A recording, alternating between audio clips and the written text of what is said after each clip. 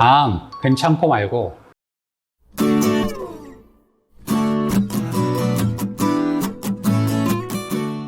안녕하세요. 닥터 이재순의 암과 면역 이야기입니다.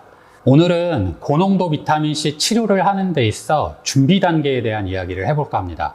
사실 거창하게 이야기를 했지만 비타민C 치료를 하는 데 있어서 큰 준비가 필요한 건 아닙니다. 병원에서 의료진과 충분히 상담을 하시고 비타민C 치료에 대해 충분히 이해를 하셨으면 치료를 시작을 하시면 되거든요. 하지만 전에도 한번 말씀드렸는데 수동적으로 병원에서 하라는 치료를 그냥 따라가시는 것보다는 본인이 능동적으로 알고 치료에 참여하는 것은 좀 다르다라고 생각을 하기 때문에 필요한 지식에 대한 이야기를 간략하게 드려보도록 하겠습니다. 일단 비타민C 치료를 받으러 병원에 가시게 되면 본인의 병력과 기저질환에 대해서 꼼꼼히 말씀을 해주실 필요가 있습니다. 대부분의 경우 비타민C 치료는 큰 문제 없이 적용을 할 수 있지만 그렇다고 모든 경우에 다 치료가 가능한 건 아닙니다. 일단 신장 기능이 저하되어 있다면 고농도 비타민C 치료가 조금은 어려울 수도 있습니다. 일부 문헌에서는 절대적인 금기는 아니라고 하고요. 신장 기능이 저하되어 있을 경우 비타민C 농도를 점진적으로 올려가면서 신기능을 체크해 보면서 반응을 봐가면서 농도를 올릴 수 있다라고 나와 있기는 하지만 일선 병원에서 매번 농도를 올려가고 그때마다 신기능을 체크를 한다는 게 사실은 현실적이지는 않습니다. 또한 비타민C는 이뇨작용이 매우 활발한 치료약제라서 신기능이 많이 떨어지신 분들한테는 사실 적용하는데 무리가 있다는 게 제 생각입니다. 따라서 본인의 신장 기능이 좀 많이 저하되어 있는 분들은 치료 전에 반드시 의료진과 상의를 해보시는 게 좋을 것 같습니다. 두 번째로는 포도당 유인산 탈수소효소. 이름이 좀 어려운데요. 간단하게 저희는 G6PD라는 약자를 많이 씁니다. 일종의 포도당 대사에 관련된 효소 물질이라고 생각을 하시면 되는데요. 이 물질이 결핍되어 있는 분들은 저용량은 상관이 없는데 고용량 비타민C는 적용을 하실 수가 없습니다. 고용량을 적용할 경우에 용혈성 빈혈이 나타날 수 있고요. 이 효소가 결핍이 되는 질환은 유전성 질환으로서 저희 나라에는 극히 드물다라고 알려져 있습니다.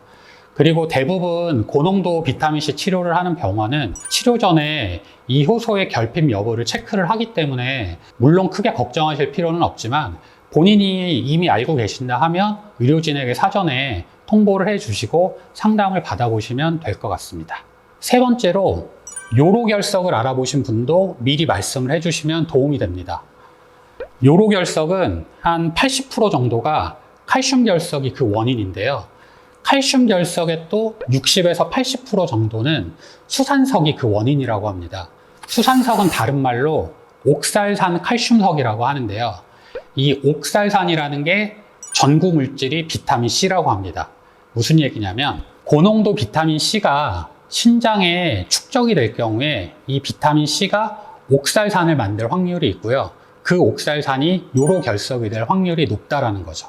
논문에 따르면 고농도 비타민C가 바로 결석을 만드는 인과관계는 없다라는 논문도 있지만 사실은 가능성이 아예 없다라고 보기는 조금은 힘들 것 같습니다. 따라서 이러한 결석의 발생을 예방을 하기 위한 물질이 있는데 바로 마그네슘입니다. 그래서 고농도 비타민C를 적용을 할 때는 이 옥살산 칼슘석, 요로결석을 예방하기 위해서 마그네슘을 사용을 하는 것이 도움이 됩니다. 아무튼 본인이 요로결석에 대한 과거력이 있거나 하면 의료진에게 사전에 통보를 해주시는 것도 치료 준비 단계에서는 도움이 되는 일이라고 할 수 있습니다. 마지막으로 비타민C는 치료의 목적이 단기간에 혈중 비타민C 농도를 일정 농도 이상 올리는 게 목적이기 때문에 주입 속도, 주사 맞는 속도를 조금 빠르게 하거든요. 그래서 혈관통이 발생할 수 있고 혈관 상태가 안 좋으신 분들은 주사를 맞을 때 고생을 하는 경우들이 종종 있습니다. 따라서 본인이 혈관 상태가 좀 안 좋다 싶으신 분들은 치료 전에 의료진분과 상담할 때 본인의 혈관 상태를 먼저 한번 점검 받아보는 것도 좋은 방법이 아닐까 생각을 해봅니다.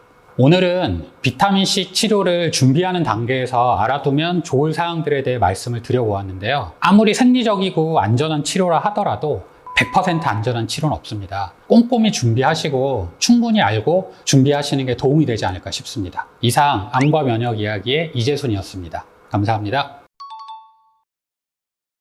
혈관 상태에 따라서도 적용을 할 수 있는 방법은 여러 가지가 있습니다. 중심혈관이라 그래서 굵은 혈관을 선택을 해보는 방법도 있고요. PICC라고 해서요. 인위적으로 혈관을 확보해가지고 정기적으로 뭐 한 6개월 이상 쓸 수 있는 혈관을 미리 확보해두는 그런 방법들도 있습니다. 근데 충분한 상담을 통해서 어떤 게 득이 되고 어떤 게 실이 되는지를 한번 따져보는 게 좋지 않을까 생각이 듭니다.